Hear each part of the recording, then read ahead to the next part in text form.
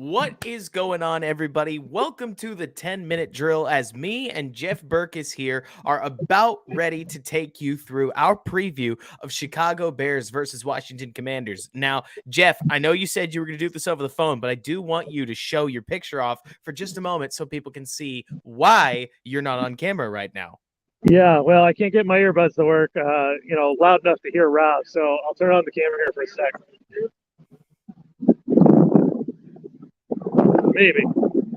Maybe.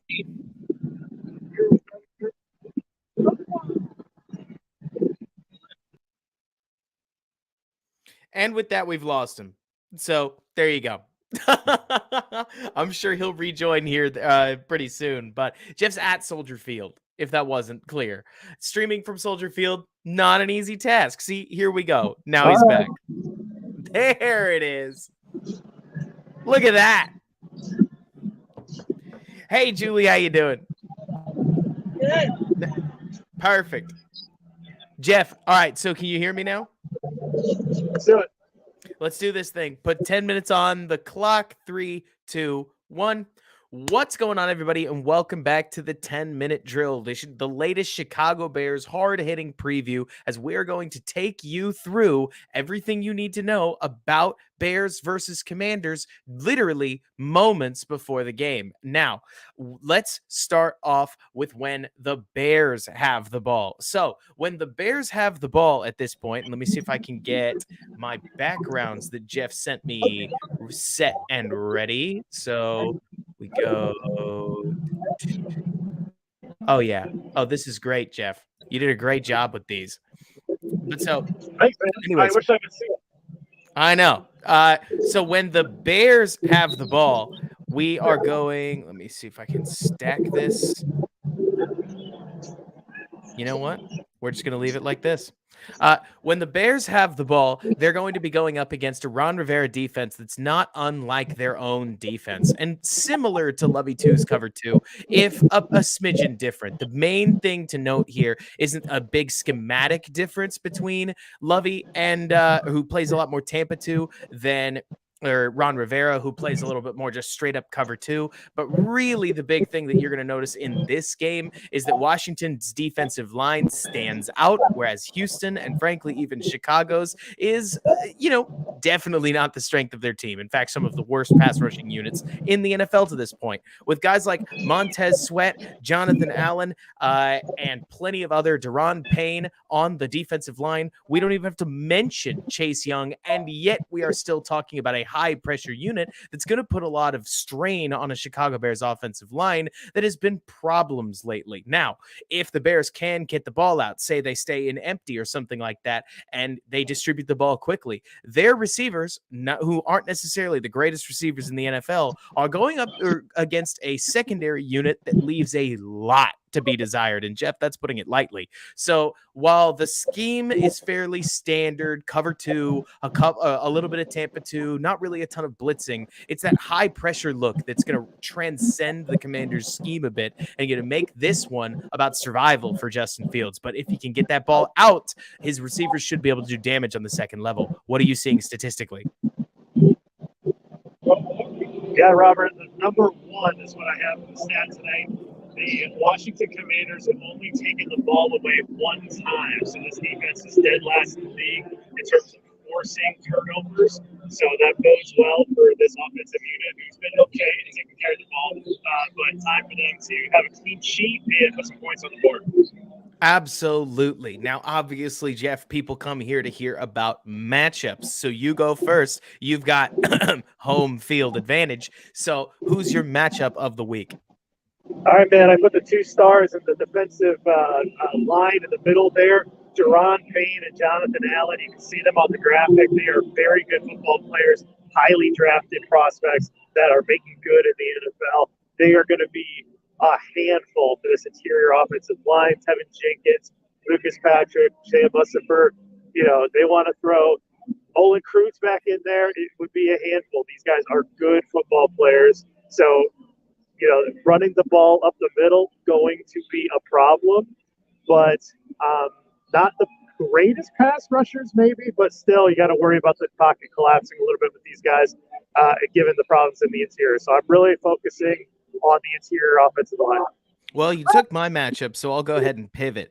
I've got the Bears receivers, specifically will go Darnell Mooney against your favorite corner of choice on Washington. It's not a fabulous secondary unit, so Justin Fields is going to need some instant separation. And if he can get that from number 11, like he got a lot in Minnesota, I think it's going to be a much easier day for the young quarterback. Now, one other thing I'll just tack on to your point, JB, is that if the Commanders do sell out on the pass rush, that should break contain and allow some rushing room for Justin Fields, even on passing snaps. I know we all want to see Fields take that next step and become a passer, but this is a great start for him as he can victimize and slow down the pass rush just by exploiting room on the ground. So between the receivers, between the offensive line, I know we've covered most of the offense, but it's going to be a big game for them, but they're not the only ones that are playing tonight. We've got to talk about what happens when the Commanders have the ball. And Jeff, schematically speaking, when the Commanders have the ball, they, like so many other teams around them,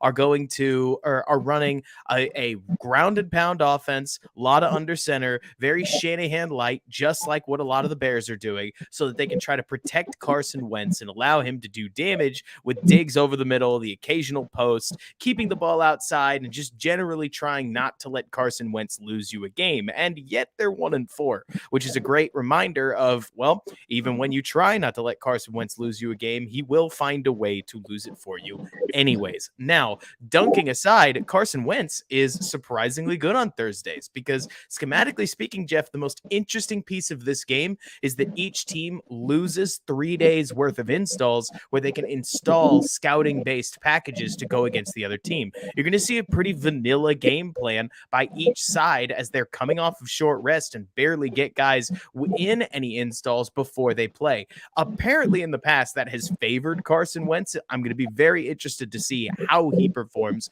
against an Allen Williams defense that, hey, you can say whatever you want about the way that they've played in the first half. In the second half, they tend to adjust in a hurry. What are you seeing from stats, Jeff?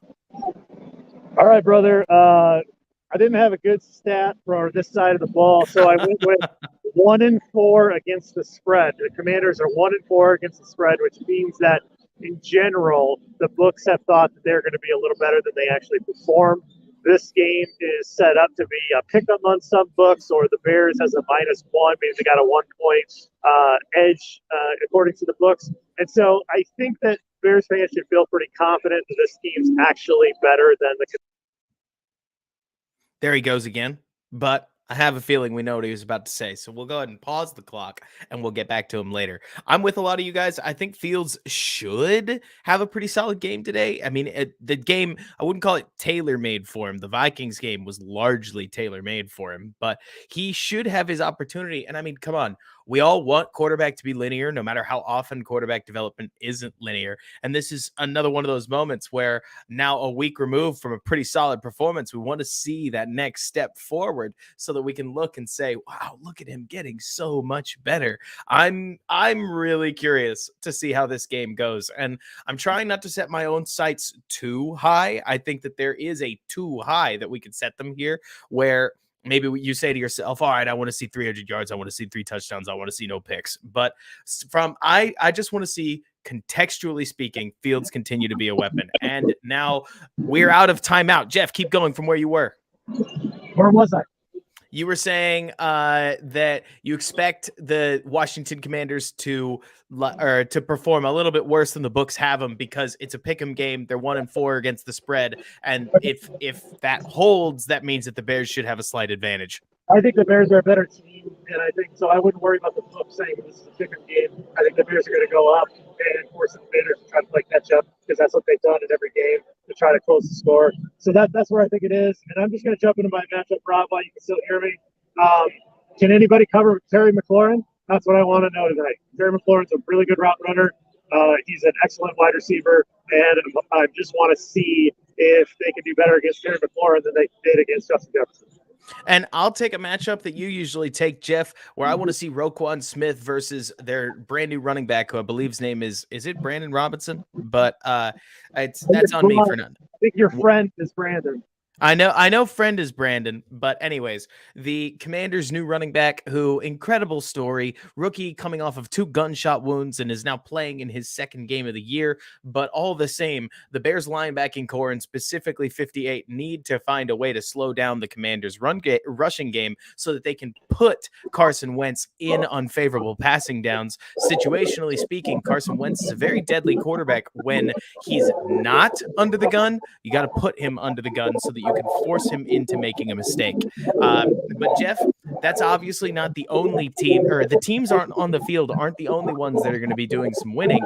Theoretically, you at home can also do some winning yourself. Jeff, what have you seen from a prop bet perspective? All right, so prize picks tonight. I think there's a lot of fun stuff.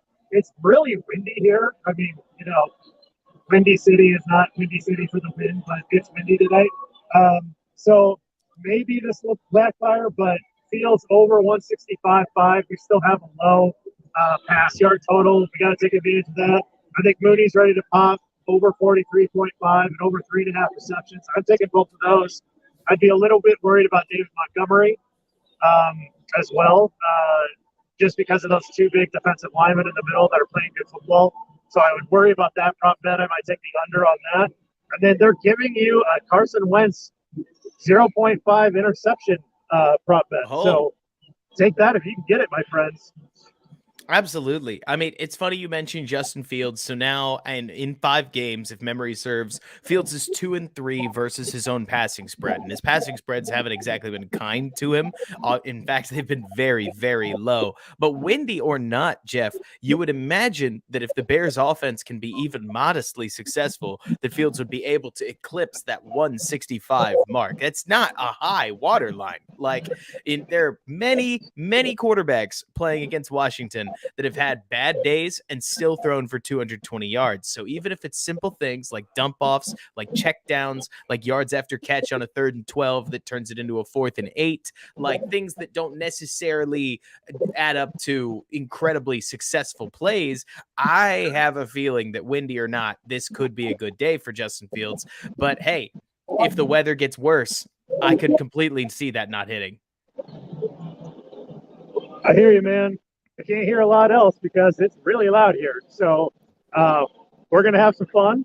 Enjoy it at home, guys. I've already seen Whitworth and Sherman and Ryan Fitzpatrick. They're getting ready, looking for the other sideline reporters and all that kind of stuff. But we're going to have some fun here.